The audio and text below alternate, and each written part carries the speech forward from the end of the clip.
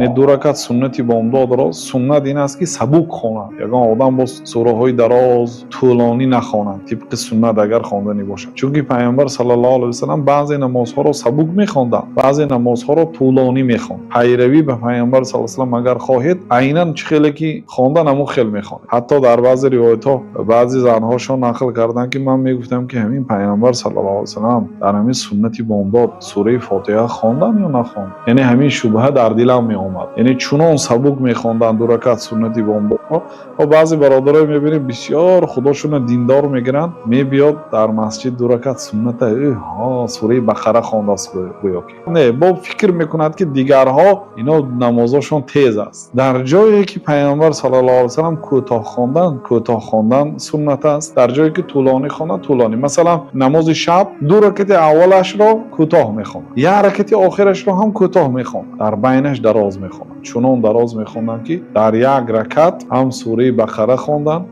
هم سوره نیسا خواندن، هم سوره آل عمران. حتی صحابی که اقتدا کرده بود گفت که نیتی بد کردم. گفتن چی نیتی بد کردی؟ سلام داده رفتن. یعنی در 1 رکعت سوره بقره، نیسا این 5 پاره 6 پاره میشه. خیلی وقت میشه، 3 ساعت 1 رکعت شد.